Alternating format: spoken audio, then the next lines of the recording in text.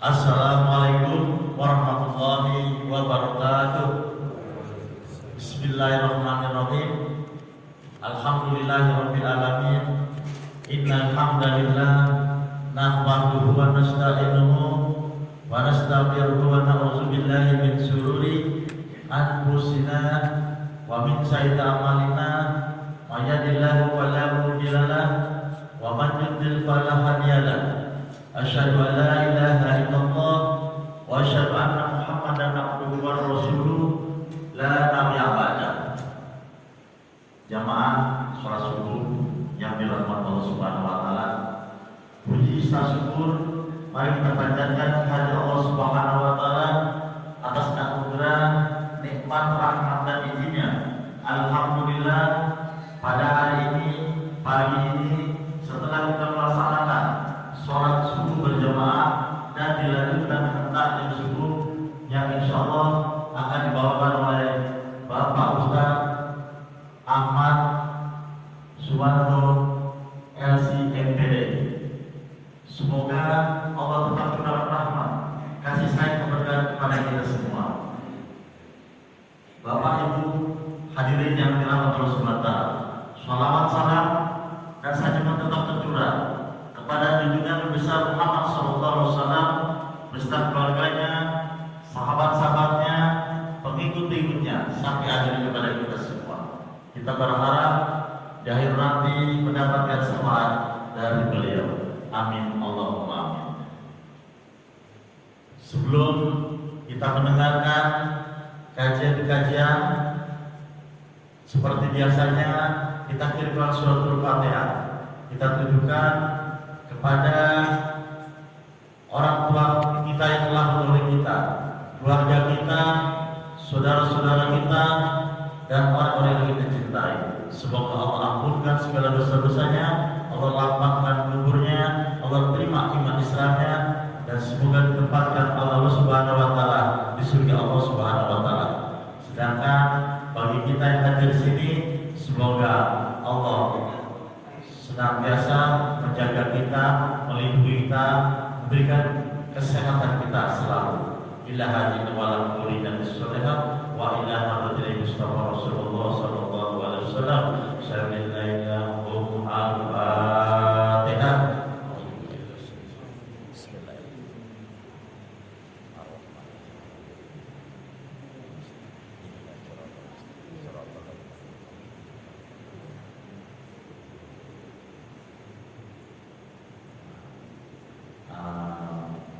Mari kita dengarkan bersama-sama kajian ini. Setelah kita dengarkan, bagi Bapak Ibu yang belum paham atau berhenti, dipersilakan untuk menanyakan hal-hal kajian pagi ini maupun di luar kajian pagi ini. Untuk itu, kepada Bapak Ustaz kami persilakan. Bismillahirrahmanirrahim. Assalamualaikum warahmatullahi wabarakatuh. Alhamdulillahi rabbil alamin. Wassalatu wassalamu ala khatamil anbiya'i wal mursalin sayyidina wa maulana Muhammadin wa ala alihi wa sahbihi ajma'in. Amma ba'd.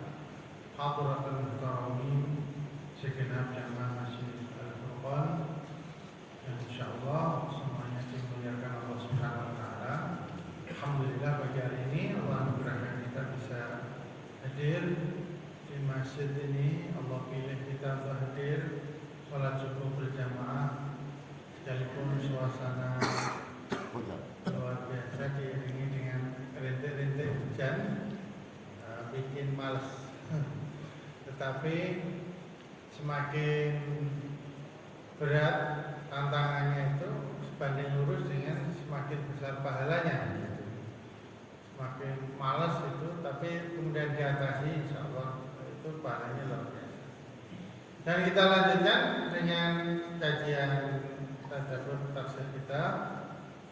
Terakhir itu sampai cerita tentang Bani Israel yang minta raja, kemudian dipilihkan Allah Subhanahu wa taala. Ya, kasih. Talut itu sebagai raja mereka. cuma protes lagi, ini kok jadi raja, bukan darah biru, bukan keturunan Nabi, tapi dipilih jadi raja. Tapi kemudian Nabi mereka menegaskan bahwa Allah memberi Talut sebagai raja itu karena fisiknya kuat, pengetahuannya juga bagus, dan kemudian diberikan petunjuk turunnya tabut, yaitu kotak yang berisi, box yang berisi sisa-sisa peninggalan Nabi Musa dan Nabi Harun. Ada tongkatnya Nabi Musa gitu yang dipakai membelah lautan itu. Sebagai bukti ini beneran yang milih itu Allah gitu nantinya, bukan nabinya. Falamma fasala Talut bil junud qala inna Allah mubtaliikum bina. Qala al-mu'allif rahimahullah ta'ala falamma kharaja Talut bi junudihi liqitalil amalaqah. Ini ketika Talut sudah terpilih jadi raja, kemudian ngumpulin pasukan untuk melawan penjajah. Sudah terkumpul, berangkat untuk memperangi penjajah. Nah, cerita gitu, melewati padang pasir yang panas dan macam, kehausan luar biasa. Falamma fasala Talut bil junudi qala inna Allaha mubtaliikum bina. Ketika pasukan itu sudah jalan, Talut mengatakan kepada pasukannya, sesungguhnya Allah akan menguji kalian dengan sebuah sungai. Ini mau perang, dikasih ujian dulu. Ujiannya adalah sebuah sungai, udah perjalanan jauh, haus, ujiannya ada sungai, tidak boleh minum. Faman syariba minhu falaysa minhu. Jadi diuji oleh Allah Subhanahu wa taala dengan kesabaran, yang dengan menguji kesabaran mereka dengan sungai yang akan mereka lewati, liyumayyizal mu'min minal munafiq, agar Allah Subhanahu wa taala memisahkan siapa orang beriman dan siapa orang munafik. Ujiannya kalau dulu langsung diuji gitu, kelihatan siapa yang beriman beneran, siapa orang munafik. Nah, sekarang nggak ada ujiannya, nggak tahu siapa yang benar-benar beriman, siapa yang masih rada-rada munafik. Ini langsung diuji. Faman syariba minhu falaysa minni. Faman syariba minkum mimma innahri falaysa minni. Siapa yang minum air sungai itu maka dia bukan dari pasukanku. Wala yasluhu lil jihadi ma'i, dan dia enggak layak berjihad bersamaku, kata Talut. Enggak memenuhi kualifikasi. Wa man lam yaduk al-ma' fa innahu, dan siapa yang tidak mencicipi air maka dia bagian dari pasukan. Li'annahu muti' li'amri wa salih lil jihad, karena dia adalah orang yang taat pada perintahku, maka dia layak untuk berjihad. Karena dalam sebuah pasukan itu ketaatan itu mutlak. Makanya kalau dalam dunia ketentaraan itu pokoknya siap aja gitu, siap dan suruh apa ya siap, nggak ada istilah nanti dulu, itu nggak boleh. Nanti repot kalau perang, nanti dulu, ngopi dulu. Pokoknya siap, diperintah apapun itu standar pasukan itu siap. Nah ini diuji, zaman dulu diuji. Apakah pasukan ini taat pada pimpinan atau tidak dengan akan melewati sungai. Wa man lam yaduk al-ma' fa innahu minni illa man tarakhasa wa tarfa ghurfatan wahida bi yadihi fala laum alaih, kecuali bagi yang sekedar minum dengan tangannya satu sendokkan dengan tangannya gitu, cawuan Sak cawukan. Aja berarti. Bukan cebokan. Cebok. Satu cawukan gini dengan tangannya ini falalau male, maka tidak masalah. Maksimal itu, maksimal. Tapi apa yang terjadi? Falamma wasalu ila nahri inkabbu alal. Begitu pasukan itu sampai di sungai, inkabbu alal, langsung pada nyebur. Rul. Wa afratu fi syurbi minum, dan berlebihan dalam minum air. Nyebur minum sepuasnya. Illa adatan qalilan minhum, kecuali hanya jumlah yang sedikit saja yang sabaru ala al-atas wal, yang sabar atas haus dan panas, enggak ikut-ikutan minum. Waqtafu bi ghurfatil yad, dan mereka mencukupkan diri dengan satu cawukan air itu dengan tangannya saja, udah cukup. Ini ujian ketaatan.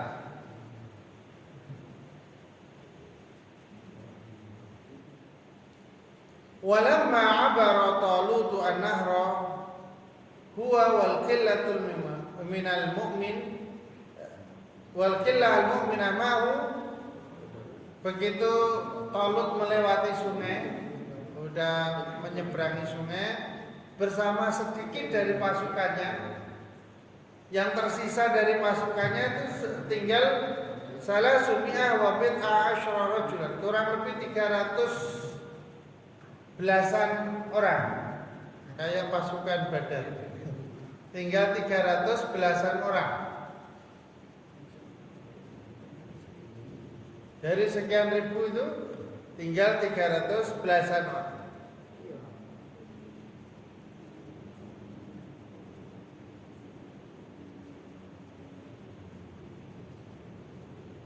Limulaqatil adu, untuk bertemu dengan musuh. Wa ra'au kasrata aduwihim wa iddatahum. Nah, begitu melewati sungai dan pasukan yang kecil itu ketemu dan melihat jumlah musuh yang sangat besar, qalu, mereka mengatakan la taqata lana al-yawma bi Jalut wa junudi. La qudrata lana al-yawma bi Jalut wa junudi. Kayaknya kita enggak sanggup ini, kita ngalahin Jalut. Banyak banget pasukannya. Jadi mereka tinggal 300-an. Udah banyak pasukannya Jalut. Jalut itu kalau bahasa inanya Goliat. Mereka banyak dan dengan persenjataan lengkap. Fa'ajabal ladzina yuqinuna biliqa'illah, maka orang-orang di antara 300 orang itu ada yang level keimanannya itu luar biasa. Mereka mengatakan kam min fi'atin qalilatin walabat fi'atan katsaratan biidznillah. Mereka mengatakan dalam rangka mengingatkan, saling menguatkan dengan teman-temannya yang mulai ragu. Musuhnya banyak banget gitu. Maka mengatakan kam min fi'atin qalilatin walabat fi'atan katsaratan biidznillah. Berapa banyak kelompok yang kecil itu bisa mengalahkan kelompok yang besar dengan izin Allah Subhanahu wa taala. Karena aslinya kemenangan itu hadiah dari Allah. Kemenangan itu murni dari Allah Subhanahu wa taala, bukan karena jumlah pasukan yang besar, bukan karena persenjataan yang lengkap. Memang itu bisa menjadi sebab sebuah kemenangan perang, tapi tetap pemberi kemenangan itu Allah. Seperti dalam perang Badar, jumlahnya kurang lebih segini, 300 belasan melawan 1000 pasukan. Tapi kemudian Allah beri kemenangan. Pernah di perang Hunain, jumlah kaum muslimin itu banyak, ribuan. Hingga kemudian ada dalam hati mereka, dulu di perang Badar sedikit aja menang, apalagi ini banyak. Tapi kemudian Allah Subhanahu wa taala takdirkan mereka kalah dulu. Kaum muslimin kalah kocar-kacir di awal perang. Untuk diingetin bahwa yang memberikan kemenangan itu Allah, bukan jumlah pasukan yang besar. Walaupun di akhirnya kemudian diberikan kemenangan, tapi kan di awal itu kocar-kacir karena ada sedikit ya. Mungkin bagi kita itu sedikit rasa sombong. Apa ini karena banyaknya jumlah pasukan. Wah, banyak kita pasukan.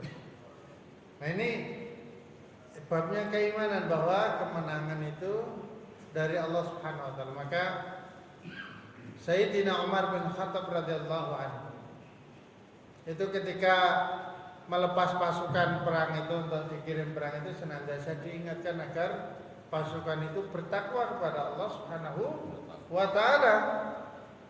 Kata beliau, aku tidak khawatir jumlah kalian sedikit, aku tidak khawatir persenjataan kalian tidak lengkap, saya nggak khawatir. Yang saya khawatirkan adalah tatkala kalian itu bermaksiat kepada Allah. Karena kalau bermaksiat, kalian dengan orang kafir itu sama aja levelnya, sama-sama maksiat. Kalau sudah sama begitu, maka kemenangan akan ditentukan oleh hal-hal yang manusiawi, yaitu jumlah pasukan, persenjataan. Tapi kalau kalian tidak maksiat, kalian bertakwa, maka Allah akan berikan kemenangan. Nah, itu yang dipesankan biasanya Sayyidina Umar kepada pasukan ketika mau berjalan. Dan itu juga berlaku kepada kita semuanya sampai hari ini. Ketika kaum muslimin ingin melakukan sesuatu perbaikan atau apapun, maka pastikan mereka tidak melanggar aturan Allah Subhanahu wa taala. Kalau melanggar ya levelnya sama dengan orang kafir.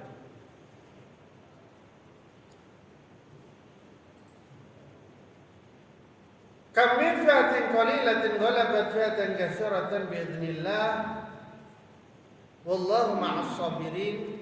Dan Allah bersama orang-orang yang sabar, bitaufiqihi wa nasrihi wa husni masubatihi. Bersama orang yang sabar dengan apa? Dengan diberikan taufik, diberikan kemenangan, dan diberikan pahala yang terbaik. Syarat kemenangan adalah sabar.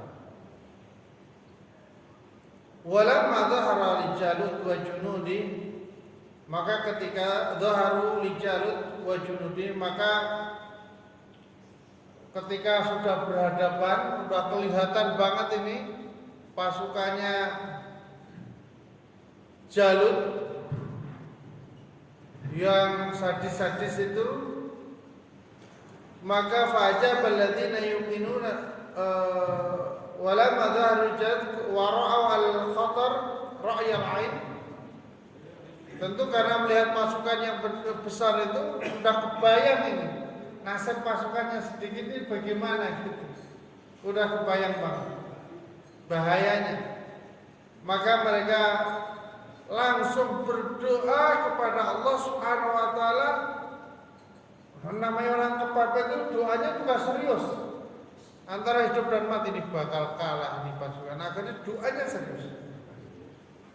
Rabbana, ya Allah, anzil alaina Rabbana anzil ala qulubina sabran 'azima, ya Allah, turunkanlah di hati kami ini kesabaran yang besar.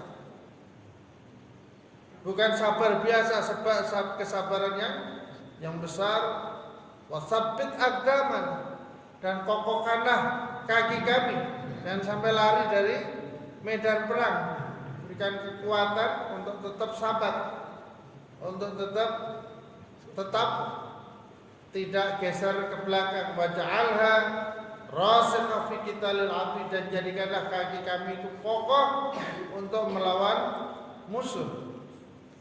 La tafiru min haulil harb, tidak lari dari apapun yang terjadi di perang, mau menang mau kalah. Karena tidak boleh lari dari medan perang. Lari dari medan perang itu termasuk dosa besar. Kecuali itu bagian dari strategi yang memang diinstruksikan oleh pimpinan, bukan lari sendiri. Seperti misalnya yang dilakukan oleh Khalid bin Walid, itu pernah memimpin pasukan karena jumlahnya benar-benar gak masuk akal. Panglima-panglima pada gugur. Akhirnya untuk menyelamatkan pasukan ini diajak lari ketika melawan Romawi.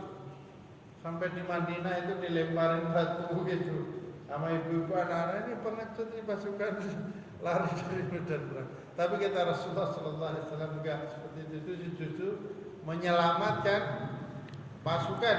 Kalau dilawan terus bisa habis. Bisa lari dari kejaran Romawi aja itu sudah prestasi sendiri karena jumlah yang nggak masuk akal satu. Masyaallah muslimin rahimakumullah. Ini kalau orang kepepet itu doanya luar biasa. Ini makanya doa itu ini yang benar itu benar-benar butuh khudu. Insyaallah Allah ijabah. Hatinya itu benar-benar memang pengen dikabulkan. Kadang-kadang kan kita berdoa itu ya ala kadar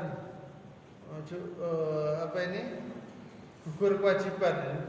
Bersolat ya doa ini memang biasanya bersolat bukan karena benar-benar Allah saya. Beda kondisi. Kalau udah kepepet itu biasanya doanya itu serius. Makanya kadang-kadang Allah Subhanahu wa taala berikan manusia itu hambanya kondisi yang susah, kondisi yang berat itu Allah pengen mendengar hambanya itu berdoa, serius berdoa. Kalau kondisinya baik-baik aja kan doanya ya biasanya datar-datar aja gitu. Tapi kalau kepepet, nah itu doanya luar biasa. Waja'alha rasikha fi qital adu la tafiru min haulil harb wansurna bi'amnika wa ta'yidika 'alal qaumil kafirin. Ya Allah, berikanlah kami kemenangan atas bantuan. Berilah kami kemenangan terhadap orang-orang kafir dengan bantuanmu dan pertolonganmu. Maka setelah berdoa seperti itu fahazamuhum bi'idznillah. Akhirnya pasukannya Talut itu menyerang pasukan Jalut dengan izin Allah Subhanahu wa taala. Wa qatala Daud alaihi salam Jalut. Jadi pasukan sedikit akhirnya dengan izin Allah bisa mengalahkan pasukannya Jalut yang banyak itu. Bahkan wa qatala Daud Jalut Qa'idal Jababir. Bahkan Daud ini Nabi Daud maksudnya. Waktu itu belum jadi nabi, masih anak kecil gitu, yang ikut dalam rombongan pasukannya Talut. Saat itu Daud itu merupakan salah satu dari personil pasukannya Talut yang diberikan kekuatan Allah Subhanahu wa taala untuk bisa membunuh Jalut dengan ketapelnya.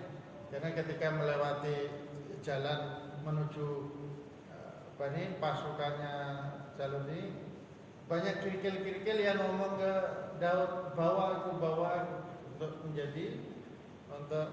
menjadi senjata. Maka ketika Talut itu nggak sanggup mengalahkan Jalut karena badannya yang sangat besar, ini Talut itu kebanting terus. Akhirnya kemudian Daud tampil dengan ketapelnya, Jalut diketapel dan kemudian mati. Akhirnya kemudian karena rajanya mati ya selesai perang dan Allah berikan kemenangan kepada pasukannya Talut. Wa'atallahu azza wa jalla Daud ba'da dzalika al-mulk an-nubuwah ba'da dzalika al-mulk wa nubuwah fi Bani Israil. Maka setelah perang itu Dan setelah Talut itu wafat, bahkan sebagian mengatakan belum wafat, kepemimpinan Bani Israel itu diserahkan kepada Daud, karena Daud yang mampu membunuh Jalut. Akhirnya kemudian Daud ini diangkat menjadi raja Bani Israel, atau bahasa baratnya itu David. David Goliat, Goliat lawan David. Jadi maksudnya ini dalam cerita anak kecil lawan raksasa yang sangat besar sekali dengan senjata ketaban. Akhirnya kemudian Allah angkat Nabi Daud ini menjadi raja Bani Israel, dijadikan raja sekaligus nabi. Nabi sekaligus raja. Jadi dalam sejarah manusia juga begitu, ada yang nabi jadi raja itu ada. Jadi kalau misalnya sekarang ada ulama jadi presiden misalnya, ya sudah ada sejarahnya. Ada sejarah, yaitu Nabi Daud.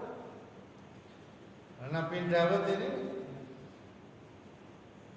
orang yang paling sibuk sedunia ini, sibuk banget. Raja, jadi raja aja udah sibuk, raja. Jadi artinya udah sibuk. Paling raja ya. Raja sekaligus nabi, raja dan nabi, ya kesibukannya luar biasa. Istrinya banyak banget, 99. Istrinya 99. Sibuk banget, ngurus istri satu aja udah sibuk. 99. Zaman itu belum aturan syariatnya belum ada pembatasan. Jadi setiap zaman itu syariatnya beda. Kalau masalah akidah keyakinan sama, mengesahkan Allah Subhanahu wa taala, tidak menyekutukan sama. Tapi aturan syariatnya yang berbeda sesuai dengan zamannya. Zaman dulu belum ada batasan. Ada batasannya itu ketika sebenarnya Nabi Daud itu ingin nambah satu lagi, tapi kemudian secara halus diingatkan malaikat, udah punya 99 masih nambah aja gitu. Akhirnya udah pakai 99. Surah Muslim rahmatullah Nabi Daud. Tapi sekalipun demikian, Nabi Daud itu punya ibadah yang luar biasa yang dianjurkan untuk diikuti. Sebaik-baik puasa adalah puasanya Nabi Daud. Biar punya istri 99, tapi tetap puasa. Puasanya itu sehari puasa, sehari buka puasa, hari ini puasa, besok tidak, besok puasa lagi, besok lagi puasa. Itu paling berat itu puasanya Nabi Daud gitu. Walaupun raja, nabi, urusannya banyak, tetap puasa. Puasanya kalau kita kan cuma Ramadan yang wajib aja. Nabi Daud puasanya beda. Puasa, siapa yang mau meniru ya silakan. Tapi kalau enggak, ya jangan dipaksakan. Nanti enggak kuat. Kata seorang sahabat, ini Abdullah bin Amr bin As itu ketika nanya kepada Nabi, ya Rasulullah, aku pengen nambah puasa apa ya? Puasa sebulan 3 hari. Maksudnya sebulan itu puasa 3 hari di luar Ramadan. 13, 14, 15 tiap bulan. Atau terserah, pokoknya sebulan itu puasa 3 hari. Kalau masih semangat, gimana ya Rasulullah? Kata Nabi, puasa Senin Kamis. Kalau masih kuat lagi, puasa Daud. Kata Nabi, sebaik-baik puasa itu puasa Nabi Daud. Udah nggak usah tambahin. Akhirnya kalau sahabat nanya itu dijalani beneran. Pantang bagi seorang sahabat Nabi bertanya terus cuma nanya doang itu nggak ada, dilakukan. Pas masih muda sih nggak ada masalah. Abdullah bin Amr bin As. Tapi ketika beliau sudah mulai sepuh dan Allah uji dengan buta, Abdullah bin Amr bin As satuannya itu buta.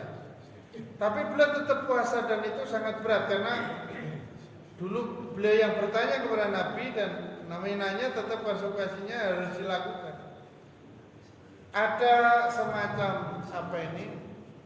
Kalau disebut menyesal ya bisa juga, tapi ya nama masa sahabat menyesal. Terus beliau berpesan,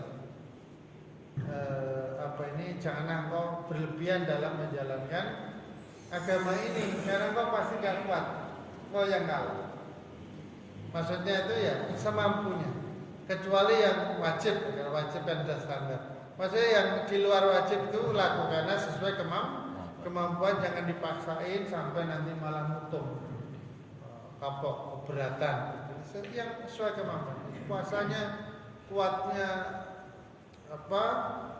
3 hari tiap bulan ya, atau kuatnya Senin Kamis ya, Senin Kamis itu sudah keren banget. Kalau enggak sesuai kemampuan aja, itu yang sunnah. Nggak usah dipaksakan sehingga kemudian dia malah keberat.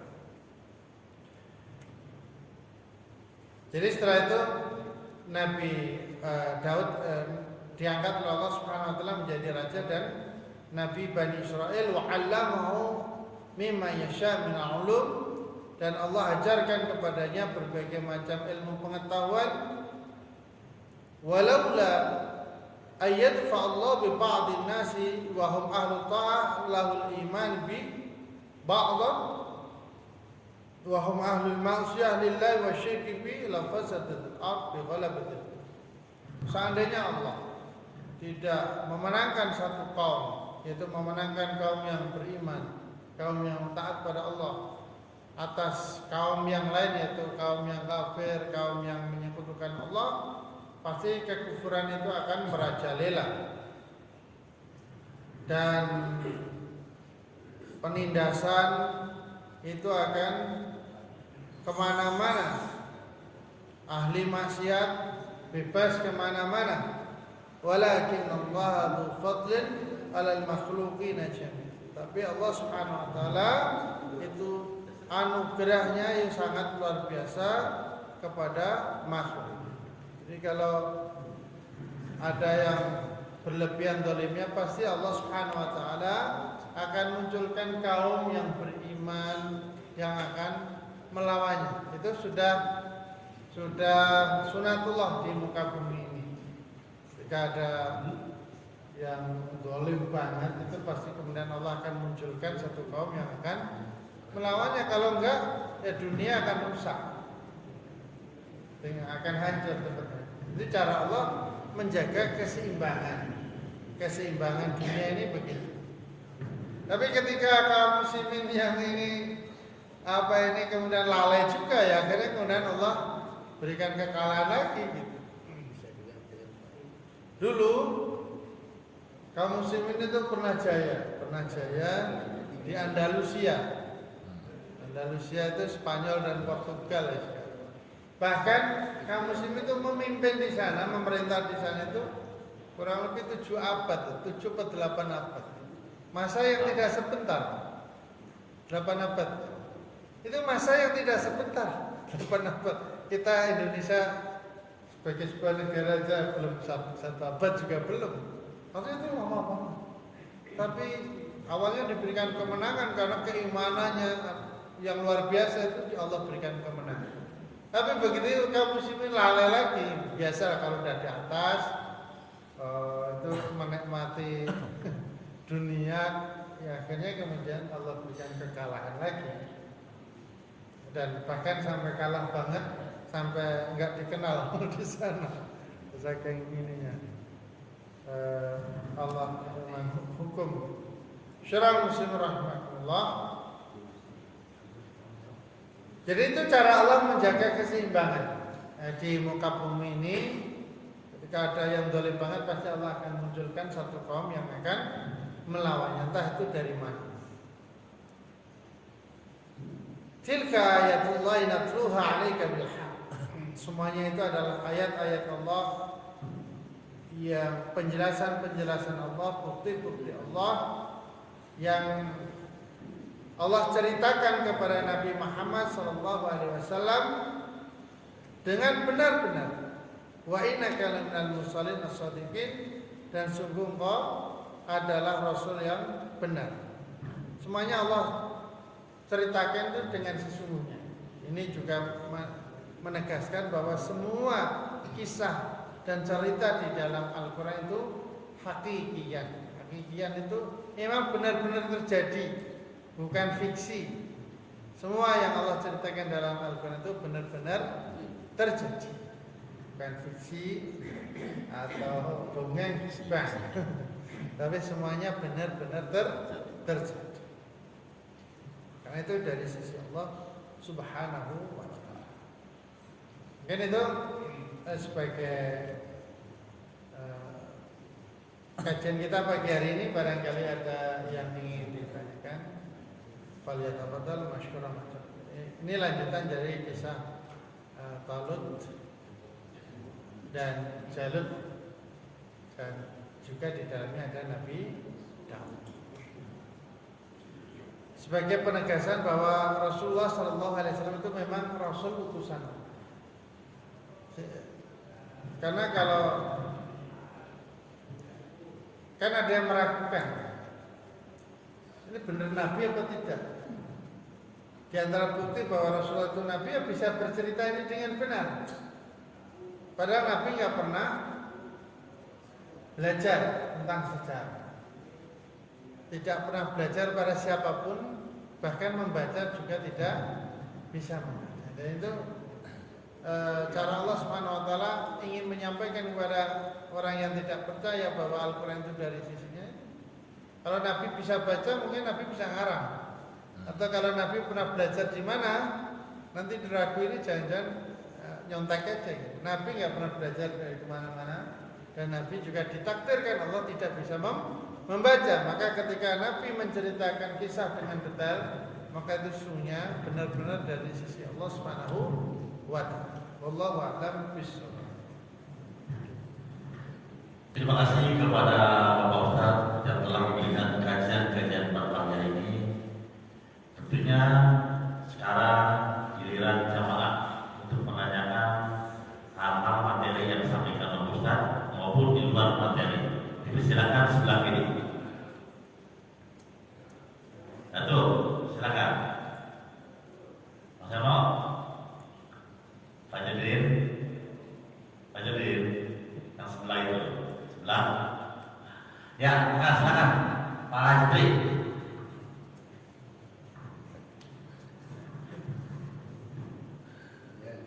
Assalamualaikum warahmatullahi wabarakatuh.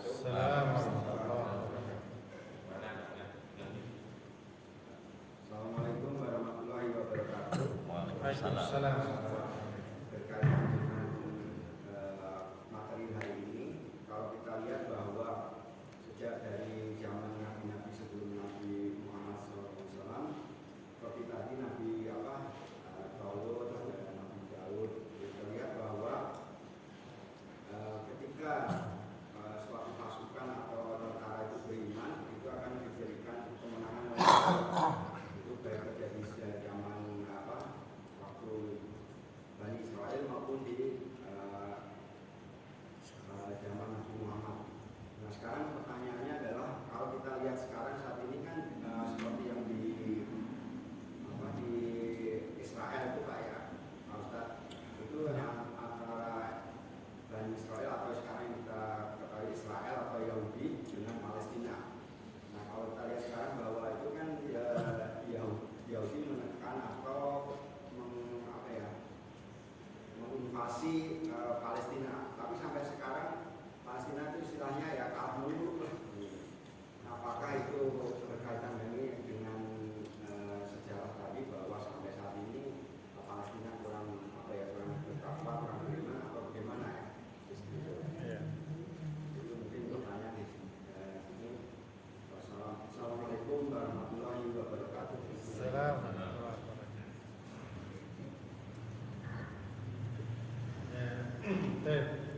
Itu standar ya sebenarnya. Standar Allah Subhanahu wa ta'ala berikan kemenangan satu kaum itu kalau level keimanannya itu naik, sehingga kemudian benar-benar dirasakan bahwa itu memang dalam bahasa kita itu berkat rahmat Allah Subhanahu wa ta'ala. Agar orang itu benar-benar tersadar dan yakin bahwa ini pasti pertolongan Allah gitu. Kayak kita lah bangsa Indonesia. sampai kemudian merasakan bahwa nggak mungkin lah bambu runcing melawan Baik. sama mantai. Secara teori kan nggak mungkin, tapi kemudian Allah berikan kemenangan di pasukan. Maka ketika di perang di Surabaya itu 10 November Surabaya itu pasukan Inggris sampai gede-gede gitu. Nggak masuk akal kan? Orang ditembak ini malah datang menyiapkan diri ditembakin itu sampai nggak habis pikir gitu. Mereka mengundurkan diri itu bukan karena ya itu memang takdir Allah. Selain kemudian Jenderal Malabi menang, ini memang takdir Allah. Tapi mereka itu nggak habis pikir ada manusia model begini ditembakin malah pada datang gitu kan dengan senjata yang nggak masuk akal gitu. Tapi itulah cara Allah kalau Allah memberikan kemenangan. Kenapa nggak diberikan kemenangan 300 tahun yang lalu? Nggak langsung. Ya ada momentum di mana kemudian agar manusia itu benar-benar tahu, menyadari bahwa semua itu berkat rahmat Allah Subhanahu wa Ta'ala. Dan Bani Israel kemudian diberikan kemenangan itu ya biasanya waktunya mau panjang, dijajah lama gitu kan. Cuma karena kita yang membaca sejarah aja kayak enak aja gitu, berkalah menang. Padahal yang ngelakuin ya panjang juga. Ya kayak kita merdeka aja kurang lebih setelah 350 tahun. Jadi kalau Palestina ya belum lama kalau dibanding dengan kita. Apakah karena kurang ketakwaan? Wallahu a'lam. Tapi yang jelas Allah Subhanahu wa taala punya timing tersendiri untuk memberikan kemenangan. Tapi kalau dilihat ketika benar-benar ketakwaan luar biasa misalnya di Gaza, ya memang secara umum dijajah, tapi misalnya khusus di beberapa wilayah pasukan Israel tidak sanggup masuk kan dalam perang beberapa hari juga nggak sanggup. Kurang senjata apa sebenarnya? Dan yang jelas orang-orang di Palestina itu berusaha untuk mencapai level ketakwaan itu sampai kemudian diberikan kemenangan Allah Subhanahu wa Ta'ala. Berusaha, khususnya misalnya di beberapa pasukan ada yang terkenal dengan Brigadi Izzuddin Al-Qassam itu. Syarat menjadi pasukan ini yang pertama adalah hafal Quran 30 juz. Kemudian tidak pernah meninggalkan sholat. Syarat itu untuk meraih pertolongan Allah Subhanahu wa Ta'ala, usaha itu dilakukan untuk meraih pertolongan. Karena semuanya yakin bahwa kemenangan itu murni dari Allah Subhanahu wa Ta'ala dan hanya bisa diraih dengan ketika kaum muslimin itu level ketakwaannya itu memang layak untuk diberikan. Dalam banyak hal, misalnya ketika kaum muslimin menaklukkan Konstantinopel yang kemudian jadi Istanbul, itu berapa lama itu mereka ingin menaklukkan Konstantinopel? Itu hampir 7 abad. Dari zaman sahabat Nabi itu sudah berusaha menaklukkan Konstantinopel karena Nabi mengatakan nanti kaum muslim ini akan mengalahkan Romawi. Ketika ditanya Rasulullah, Romawi Timur dulu apa Barat? Nabi mengatakan Romawi Timur. Sehingga dengan motivasi itu Muhammad berusaha untuk menaklukkan, dan Nabi bersabda sebaik-baik pasukan adalah pasukan yang menaklukkan itu, dan sebaik pemimpin adalah pemimpin yang memimpin pasukan itu. Ratusan tahun itu sampai kemudian tahun. Jadi bukan sebulan 12 tahun 2 tahun, enggak seperti itu. Bisa jadi ratusan tahun. Dan memang pada saatnya itulah Allah berikan kemenangan ketika hadir sebuah pasukan yang benar-benar memenuhi kualifikasi layak diberikan kemenangan. yaitu pasukannya Muhammad Al-Fatih. Salah satu syarat menjadi pasukan Muhammad Al-Fatih adalah semenjak balik tidak pernah meninggalkan sholat. Sebab kalau pernah meninggalkan sholat, jangan-jangan ini menjadi penyebab Allah tidak menurunkan kemenangan. Itu salah satu syarat. Bahkan Muhammad Al-Fatih sendiri tidak pernah meninggalkan sholat, bahkan tidak pernah meninggalkan sholat berjamaah dari balik, dan tidak pernah meninggalkan sholat malam dari balik. Ini memang kualifikasi yang luar biasa. Sampai kemudian Allah berikan kemenangan yang sangat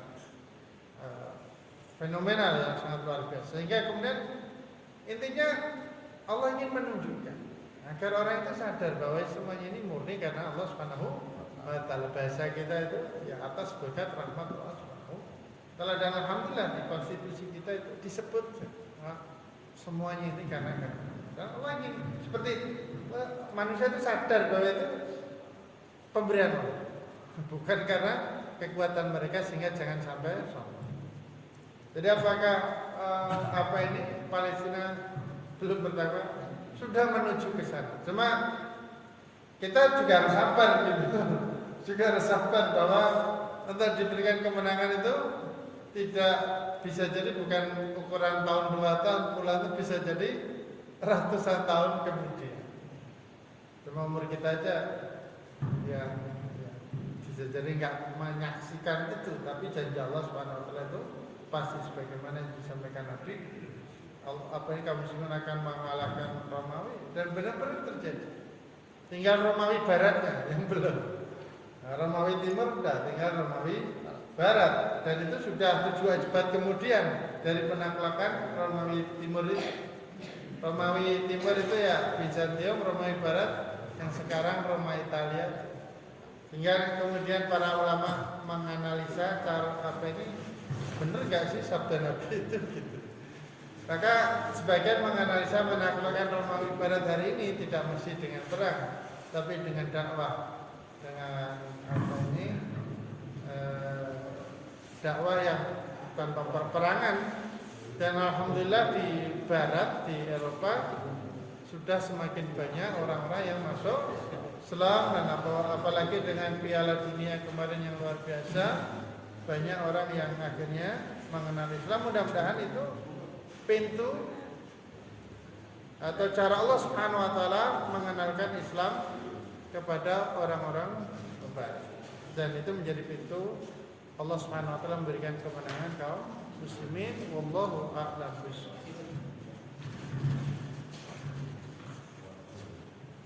Sebelah kanan, silakan. Pak Haji. Oh, Pak, silakan.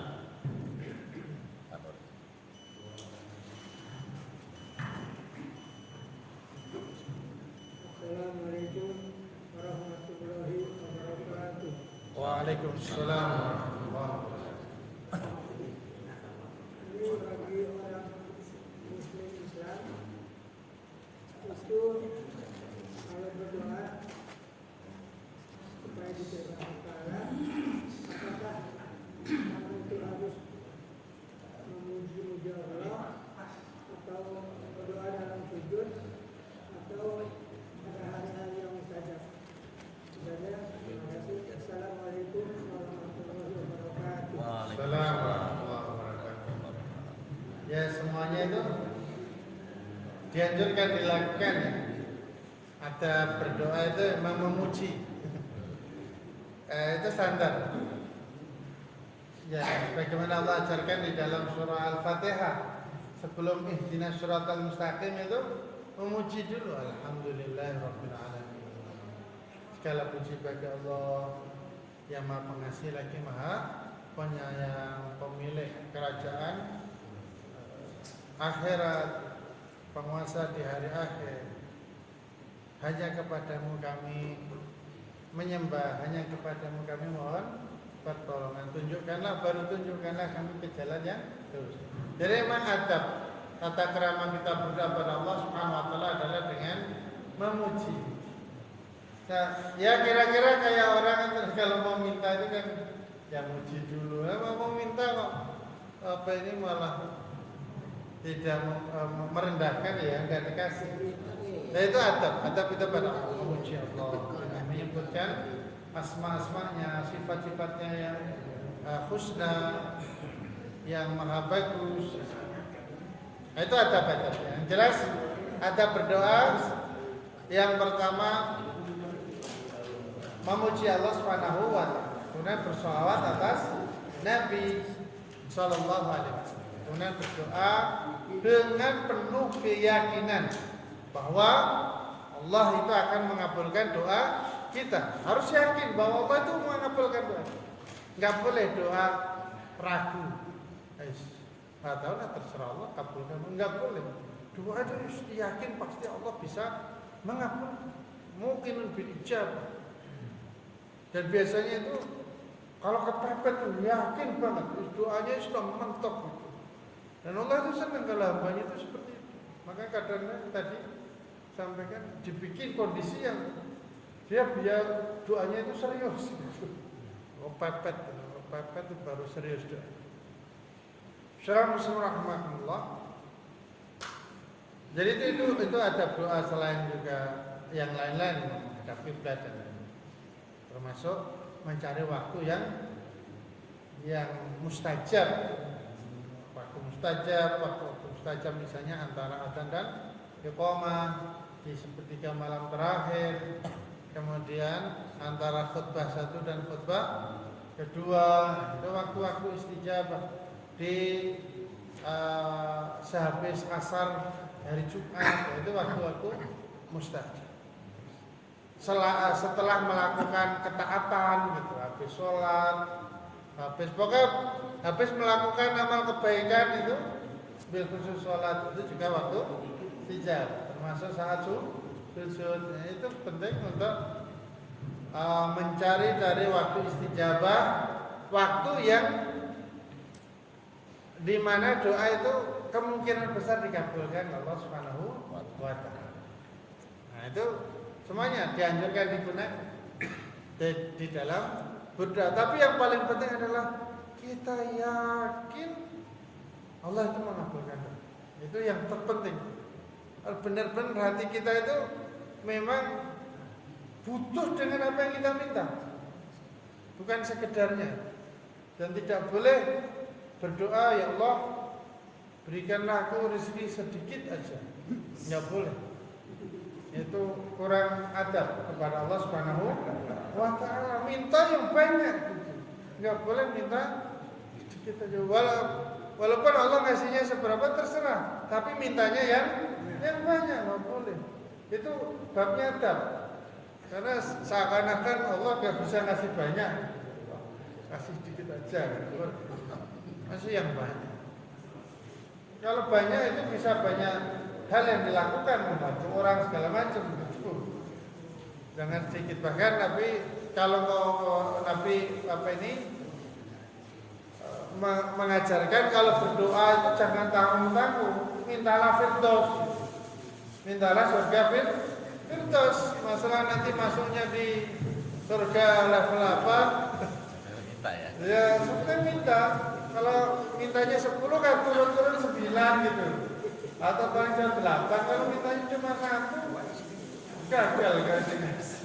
Ini mintanya itu yang maksimal. Enggak boleh, itu ada berdoa mintanya yang maksimal. Wallahu a'lam bishawab. Sudah Pak Nurdin? Baik, kalau sudah karena waktu sudah berlalu, terima kasih kepada Bapak Ustadz yang telah memberikan kajian-kajian pada pagi hari ini. Semoga bermanfaat, berguna untuk kita semua. Kita bisa aplikasikan di dalam kehidupan kita sehari-hari. Terima kasih pula kepada hamba Allah yang pada pagi hari ini telah memberikan konstruksinya kepada kita semua.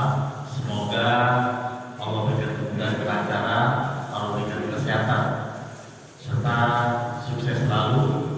Terima kasih pula kepada tim kreatif Masukan Berkor, Bapak Tarbudi, Bapak Budi Nugraha, Bapak Galuh, Bapak Budiono. Semoga Allah membalas kebaikan dari Bapak sekalian.